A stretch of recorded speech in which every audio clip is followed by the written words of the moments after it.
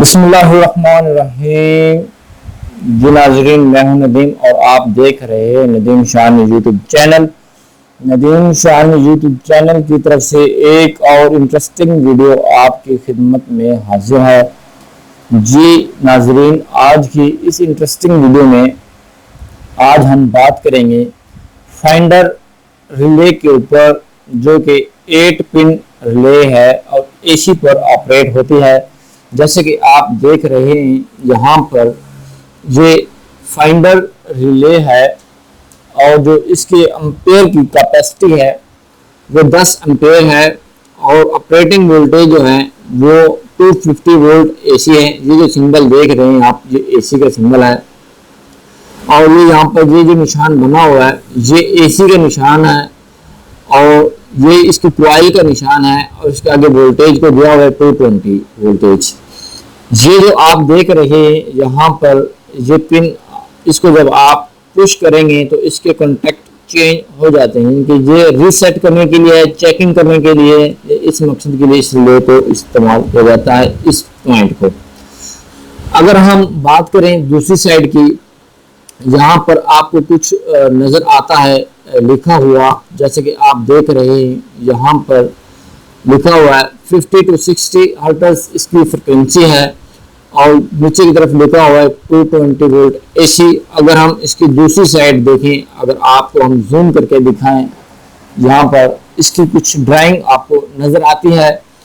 इसको और इसके जो कनेक्शन करने के लिए आपको इसकी ड्राइंग का समझना बहुत ज़रूरी है। तो कुछ भाई हमारे हैं जिनको इसकी ड्राइंग का नहीं पता, कुछ भाइयों की डिमांड है कि इसकी ड्राइंग का हमें बताइए, इसके कनेक्शन कैसे किए जाते हैं और ताकि हम भी इसको इस्तेमाल कर सकें। सबसे पहले तो बात आ जाती है यहाँ पर इसकी कॉइल की। 2 नंबर और 7 नंबर जो है इसकी कॉइल पॉइंट हैं। ये आपको कैसे पता चलेगा 2 नंबर कौन सा है और 7 नंबर कौन सा है?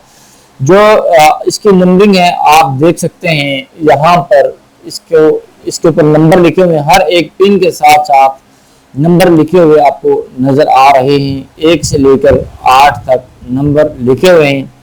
आप इसको बेस के बगैर इस्तेमाल नहीं करते, जो कि पॉसिबल तो होता है, मगर जिसको आप इसको सोल्डर गन के साथ अगर आप इसको टांके वगैरह लगाएं तो वो एक नामुनासिब सी बात हो जाएगी और इसको कॉन्टेक्ट करने के लिए बेस का होना बहुत ज़रूरी है। यहाँ पर आप देख सकते हैं इसकी बेस है, ये इसके जो नीचे की तरफ यहाँ पर ये लगा हुआ है क्लिप, इसको आप चैनल पट्टी पर भी लगा सकते हैं और दूसरे तरीकों से भी आप इसको लगा सकते हैं। यहाँ पर आप देख सकते हैं यहाँ पर हर एक पॉइंट के ऊपर इसके नंबर लिखे हुए हैं और इसकी दूसरी साइड पर भी नंबर लिखे हुए हैं।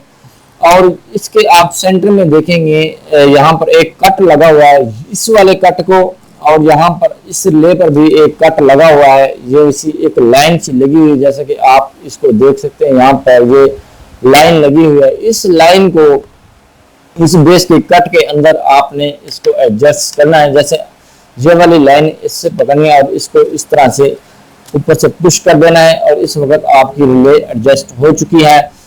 मैं आपको इसकी होल्डिंग के बारे में भी बताऊंगा और इसके तमाम कनेक्शन और इससे आउटपुट कैसे ली जाती है, कौन से पॉइंट से ली जाती है, तमाम की तमाम जो डिटेल है इस वीडियो में मैं आपको दिखाऊंगा। वीडियो को लास्ट तक जरूर देखिए अगर आप इसके कनेक्शन के बारे में समझना चाहते हैं। सबसे पहला स्टेप यहाँ पर आ जाता है, आप देख रहे हैं यहाँ पर इसके जो पॉइंट हैं 2 नंबर और 7 नंबर, इसके जो कॉइल पॉइंट हैं, इसको एनर्जाइज करने के लिए जो पॉइंट हैं, कॉइल पॉइंट कहते हैं एनर्जाइज करने के लिए, इसको सप्लाई देने के लिए, ऑपरेटिंग के लिए जो हमारे हैं 2 और 7 नंबर।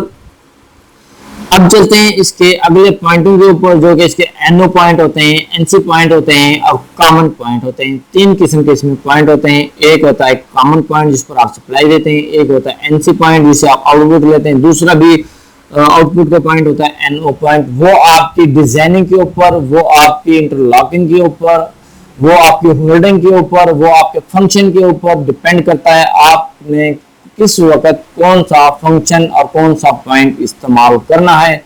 यहाँ पर इस सर्किट में मैं आपको एनओ पॉइंट और एनसी पॉइंट दोनों के बारे में बताऊंगा।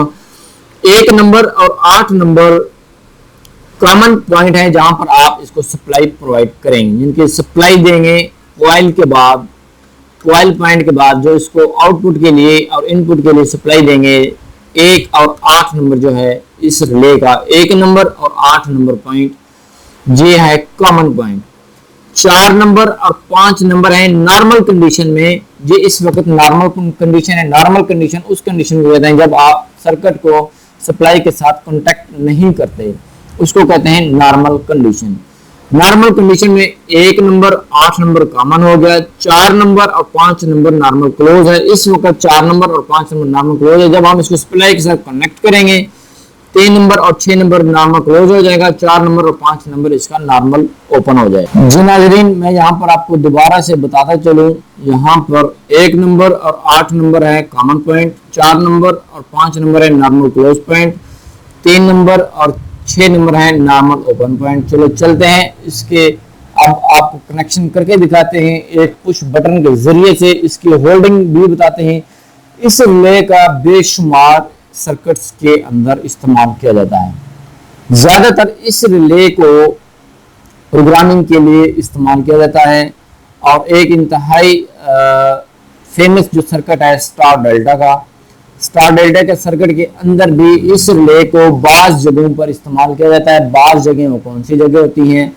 बाज़ जगहों में जैसे कि आप हवा भरने वाला कंप्रेसर, हवा कंप्रेस करने वाला जो कंप्रेसर होता है, कंप्रेसर के ऊपर जो मोटर लगी होती है वो स्टार डेल्टा पर चलती है और स्टार डेल्टा पर इस रिले को इस्तेमाल किया जाता है कि अगर आप उसको ऑटोमेटिक, यानी कि उसके अंदर ऑटोमेटिक स्विच लगा होता है, उसके जरिए उसको हवा फिल करवाते हैं, मोटर को रन करवाते हैं। फॉर एग्जांपल आपने पुश बटन को पुश किया, एक बार ये एनर्जाइज हो जाएगी और ऑटोमेटिक चलती रहेगी। आपके स्विच के जरिए जो ऑटोमेटिक स्विच लगा हुआ होता है स्टार डेल्टा के अंदर, जो कंप्रेसर होता है उसके अंदर स्विच लगा होता है। जब हवा का लेवल होता है वो फिल हो जाता है तो उसको कट ऑफ करा देता है, जब हवा का लेवल डिक्रीज होता है तो उसको चला देता है मोटर को। तो आपने एक बार इसको पुश करना है, ये रिले इसको कनेक्ट कर देगी। जब लाइट चली जाएगी, बिल फॉर लाइट चली जाती है, लाइट फेल हो जाती है तो ये ऑटोमेटिक जिनके बंद हो जाएगी। बंद होने के बाद जब दोबारा लाइट आएगी, अगर कंप्रेसर का स्विच हमारा ऑन है तो वो कंप्रेसर को नहीं चलाएगा जब तक आप इसको पुश नहीं करेंगे। इसका फायदा ये होता है, सम टाइम जब लाइट आती है तो वोल्टेज कम होते हैं, आपकी प्रोटेक्शन ना होने की वजह से मोटर बर्न हो जाती है। और दूसरा मसला ये होता है कि आपका और भी लोड चल रहा होता है और जब आपकी कंप्रेसर की मोटर जो 20 HP, 15 HP, 30 HP की मोटर होती है, जब एकदम लोड लेती है तो दूसरी लाइटें यानी कि डिम हो जाती हैं, कम रोशनी हो जाती है, यानी कि वोल्टेज ड्रॉप हो जाते हैं। उसके लिए, उस फंक्शन के लिए इस रिले को इस्तेमाल किया जाता है कि जब लाइट फेल हो तो ये जिनके तमाम के तमाम कनेक्शन को कट ऑफ कर देगी जब तक आप इसको अगेन से पुश ना कर देंगे। इसको पुश करेंगे, इसकी होल्डिंग होगी, होल्डिंग होने के बाद आपका अगला सर्किट चलेगा। जब तक इसकी होल्डिंग नहीं होगी तो अगला सर्किट नहीं चलेगा। ठीक है नाज़रीन, अब चलते हैं नेक्स्ट इसके कनेक्शन की तरफ। इसके कनेक्शन कैसे किए जाते हैं? सबसे पहले हम इसको देंगे न्यूट्रल। हमारे पास सप्लाई मौजूद है, 2 नंबर और 7 नंबर इसका है न्यूट्रल का पॉइंट। 2 नंबर पर हम यहाँ पर इसका दे देते हैं न्यूट्रल। यहाँ पर हमारे पास मेन की न्यूट्रल और एक आपको इस पर एक बल्ब चलाकर दिखाऊंगा इससे आउटपुट लेने के लिए। और न्यूट्रल के साथ साथ हम बल्ब की न्यूट्रल भी एक ही साथ लगा लेते हैं ताकि हमारा जो लोड है वो भी एक ही साथ चल जाए, ताकि आपको पता चल जाए कि लोड कैसे लिया जाता है इससे। ये हमारे पास आ गई जी न्यूट्रल की वायर, जो कि हमने रिले को भी दे दी न्यूट्रल की वायर और इस बल्ब को भी हमने दे दी है न्यूट्रल की वायर।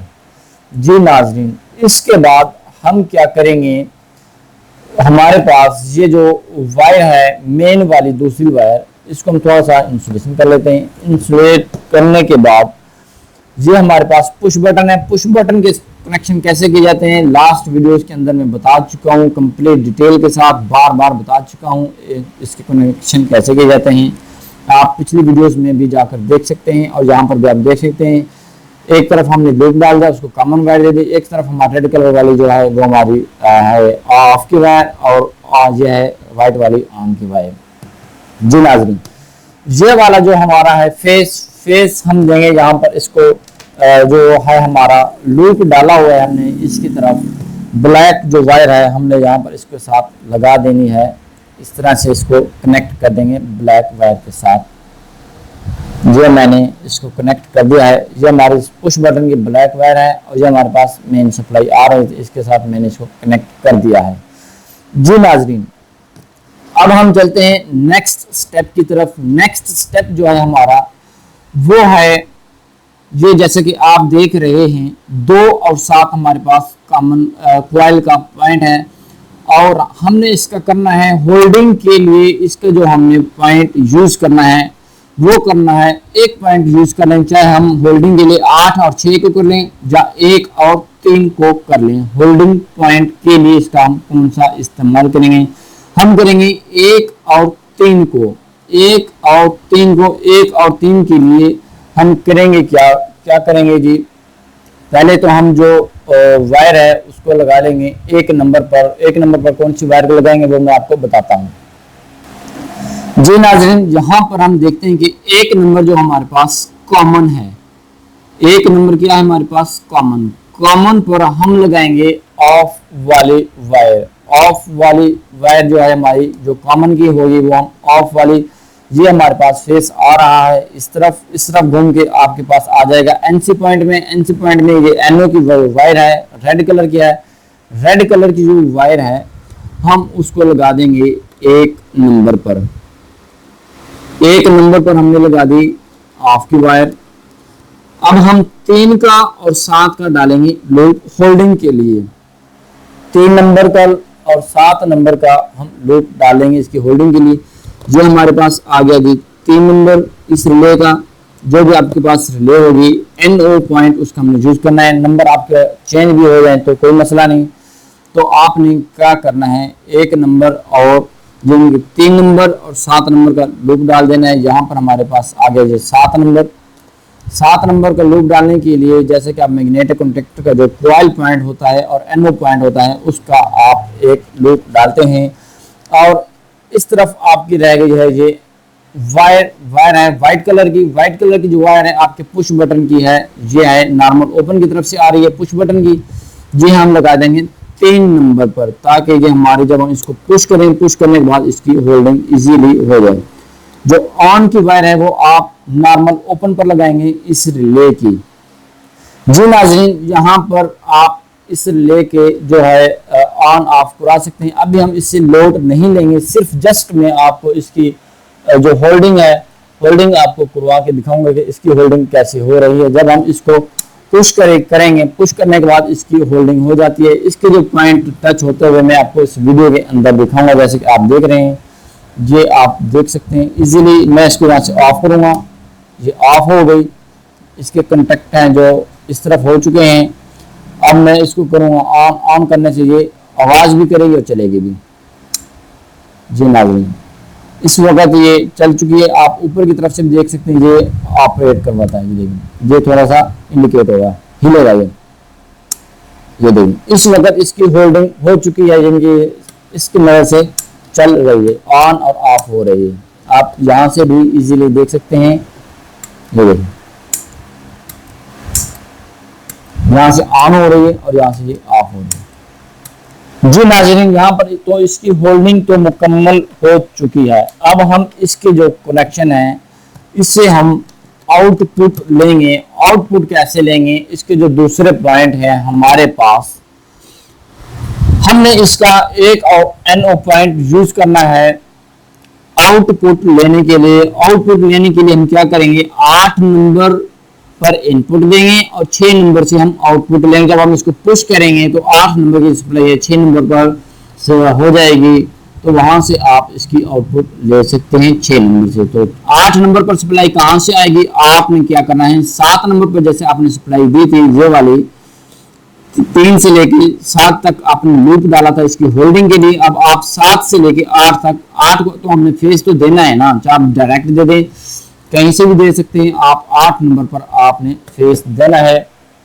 तो हमारे पास रिले से ही फेस अवेलेबल है, हम अपने रिले से ही यानी कि इसको फेस देंगे। अगर आपके रिले पर जगह मौजूद नहीं है, तारें ज़्यादा हो चुकी हैं, आप डायरेक्ट फेस कहीं और से लेकर अपनी इस रिले को दे सकते हैं।